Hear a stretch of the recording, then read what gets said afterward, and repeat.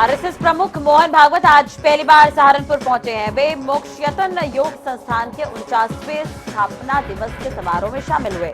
इसके अलावा राज्यपाल आनंदीबेन पटेल, राज्यसभा सांसद सुभाष चंद्रा और भारतीय सांस्कृतिक संबंध परिषद के अध्यक्ष विनय पी सहस्त्रबुद्धे मौजूद रहे। पद्मश्री योगाचार्य भारत भूषण के निर्देशन में चलने वाले मोक्षयतन योग संस्थान का आज 49वां स्थापना दिवस है। इसे लेकर बड़ा कार्यक्रम जनमंच के सभागार में रखा गया। कार्यक्रम में शामिल होने के लिए आध्यात्मिक जगत की तमाम हस्तियां भी पहुंची। अलवर की घटना पर कांग्रेस नेता और धर्मगुरु आचार्य प्रमोद कृष्णन ने राजस्थान के मुख्यमंत्री अशोक गहलोत पर निशाना साधा। कहा, सरकार किसी की भी हो, मंदिर को ध्वस्त करने की अनुमति नहीं देनी चाहिए। लखनऊ के बख्शी में Sahu developers private limited company ने सैकड़ों बीघा जमीन पर अवैध प्लॉटिंग की है और एसडीएम के भूमि खाली कराने के आदेश के बावजूद प्रशासन ने अब तक कोई कार्रवाई नहीं की है। सीतापुर हाईवे से लेकर ग्राम बाबापुरवा शिवपुरी बरगदी में चल रही है सैकड़ों बीघे में प्लॉटिंग। बांदा में रमजान के आखिरी शुक्रवार को मुस्लिमों ने अलविदा की नमाज अता की और इसके साथ ही देश में अमन कायम रखने की दुआ मांगी। मौके पर जिला प्रशासन मौजूद रहा। एटा के आरएसकेडी इंटर कॉलेज में प्रयोगात्मक परीक्षाओं के अंक बढ़ाने को लेकर विद्यालय प्रशासन और परीक्षार्थियों में विवाद हो गया, जिसके बाद छात्रों ने अध्यापकों को लाठी डंडों से पीटा, जिसका वीडियो वायरल हो रहा है। चित्रकूट के अचरौली में अज्ञात कारणों के चलते भीषण आग लग गई। आग की चपेट में कई घर जलकर राख हो गए। सूचना के बाद मौके पर पहुंची दमकल टीम ने कड़ी मशक्कत से आग पर काबू पा लिया। फतेहपुर में संदिग्ध परिस्थितियों में खरपतवार और पेड़ों में आग लग गई। सूचना पर पहुंची दमकल टीम ने कड़ी मशक्कत के बाद आग पर काबू पा लिया। मुख्यमंत्री पुष्कर सिंह धामी ने शुक्रवार को सचिवालय में मुख्यमंत्री संदर्भों के ऑनलाइन पोर्टल का शुभारंभ किया। अब मुख्यमंत्री संदर्भों को सीएम हेल्पलाइन 1905 के साथ इंटीग्रेट किया गया है। शाहजहांपुर के गांव गुरगवा में दोस्त के घर शादी समारोह से आए एक युवक की संदिग्ध परिस्थितियों में मौत हो गई। पुलिस का कहना है कि विद्युत पोल से गिरकर युवक की मौत हुई है, जबकि परिजनों ने हत्या के आरोप लगाए। इटावा में 60 वर्षीय अमर सिंह शाह के गंगा जमुनी तहजीब की मिसाल पेश की है। अमर सिंह हिंदू धर्म से हैं, लेकिन इसके साथ साथ वे मुस्लिम धर्म में भी आस्था रखते हैं, जिसके चलते उन्होंने रमजान में पूरे महीने रोजा रखा। गाजियाबाद में 3 युवकों ने शिकंजी पी और रुपए मांगने पर दुकानदार को इतना पीटा कि अस्पताल में उसकी मौत हो गई। पुलिस ने मामले में तीनों आरोपियों के खिलाफ हत्या का केस दर्ज किया है। प्रभारी मंत्री संजय निषाद आजमगढ़ के स्वास्थ्य केंद्र निरीक्षण करने पहुंचे, जहां उन्होंने डॉक्टर के नदारद होने और वार्डों में गंदगी देखकर एसआईसी अनूप सिंह को बुलाया और जमकर फटकार लगाई। बस्ती के मेडिकल कॉलेज में डॉक्टर ने 15,000 रुपए घूस नहीं देने पर बुजुर्ग महिला को ऑपरेशन थिएटर से बाहर कर दिया। परिजनों की लिखित शिकायत पर प्राचार्य ने विभाग अध्यक्ष को 5 दिन में जांच कर रिपोर्ट तलब की है। बदायूं में चक्रोड निर्माण को लेकर 2 पक्षों में जमकर मारपीट हो गई। घटना में गर्भवती महिला समेत 6 लोग घायल हो गए। मारपीट का वीडियो सोशल मीडिया पर वायरल हो रहा है। दोनों पक्षों ने एक दूसरे के खिलाफ केस दर्ज किया है। सहारनपुर रेलवे स्टेशन में कुछ दिन पहले ईमेल भेजकर उड़ाने की धमकी देने वाले युवक को पुलिस ने गिरफ्तार किया है। एसपी अपर्णा गुप्ता ने प्रेस वार्ता कर मामले का खुलासा किया। औरिया में पति द्वारा रुपए न देने पर पत्नी ने ससुराल वालों समेत 3 लोगों पर पति को गायब करने के आरोप लगाए। महिला की शिकायत पर कोतवाली पुलिस ने पीड़िता को मामले में जांच कर कार्रवाई करने का आश्वासन दिया है।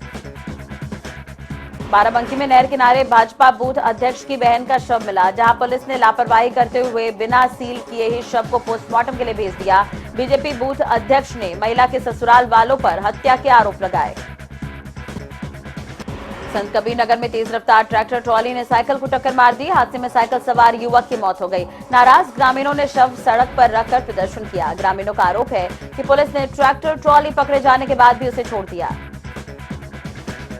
भदोही के जगन्नाथपुर गांव में रसोई गैस की डिलीवरी के दौरान ट्रॉली पर लदे एक सिलेंडर में रिसाव देखा गया। इस दौरान ग्रामीणों ने सूझबूझ दिखाया और सिलेंडर को उठाकर खाली पड़े खेत में फेंक दिया। ग्रामीणों ने एजेंसी संचालक पर लापरवाही के आरोप लगाए। गोरखपुर के जदपट्टी गांव में सड़क किनारे 1 साल के बच्चे का सर कटा हुआ शव मिला है। शव मिलने के बाद से इलाके में हड़कंप है। पुलिस धड़ की तलाश कर रही है। लखनऊ में स्मार्ट सिटी लिमिटेड की 16वीं बोर्ड बैठक हुई, जिसमें स्मार्ट सिटी के सभी उपस्थित कर्मचारी मौजूद रहे। बैठक में विभिन्न चालू और पूर्ण परियोजनाओं पर चर्चा हुई। आगरा में सगाई समारोह के दौरान हर्ष फायरिंग में लड़की पक्ष के एक वृद्ध को गोली लग गई। फायरिंग के बाद दोनों पक्षों में जमकर मारपीट हुई। सूचना पर पहुंची पुलिस ने सभी घायलों को अस्पताल में भर्ती करवा दिया है। मिर्जापुर में राशन की दुकान पर समय से गल्ला न देने को लेकर एक व्यक्ति ने कोठीदार को जान से मारने की धमकी दी, जिसका वीडियो सोशल मीडिया पर वायरल हो रहा है। हाथरस में एक जीवित व्यक्ति को कागजों में मृत घोषित कर दिया गया, जिसे लेकर उप जिलाधिकारी ने इस घटना की जांच पर कड़ी कार्रवाई की बात कही। हाथरस के गांव सोखना में संदिग्ध परिस्थितियों में प्रॉपर्टी डीलर का शव मिला है। परिजनों ने प्रॉपर्टी और पैसे के लेन देन के विवाद को लेकर हत्या के आरोप लगाए। पुलिस ने परिजनों की तहरीर पर 2 आरोपियों को हिरासत में लिया है और जांच कर रही है।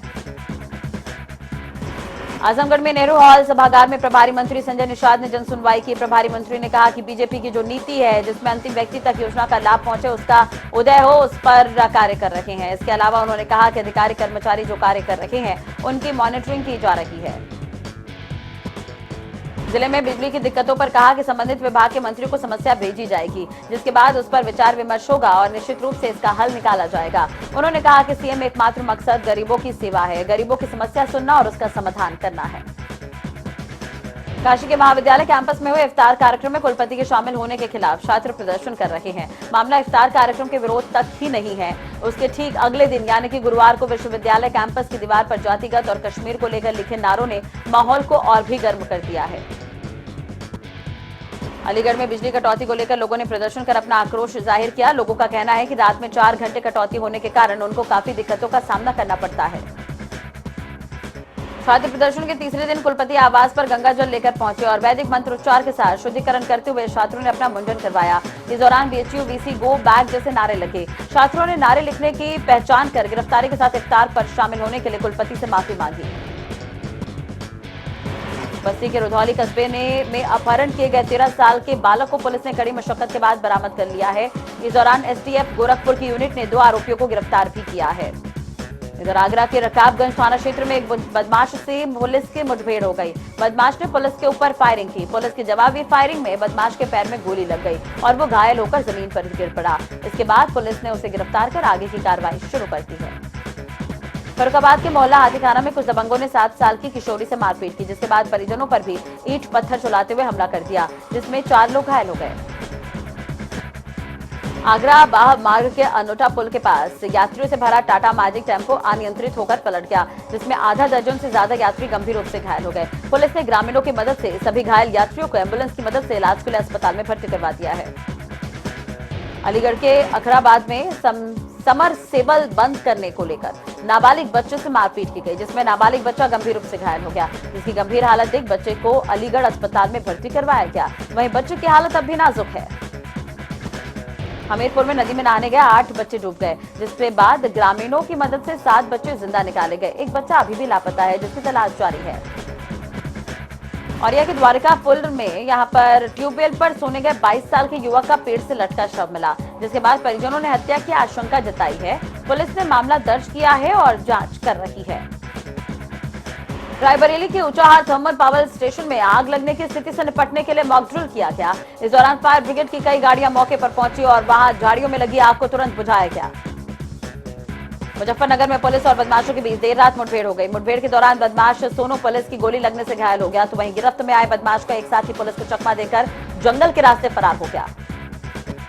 बरेली में बरेली मंडल के प्रभारी मंत्री नंद गोपाल नंदी ने ग्राम भरतौल में दलित के घर भोजन करने के बाद वहीं रात्रि विश्राम किया। इस दौरान उन्होंने वहां के लोगों की समस्या को जाना।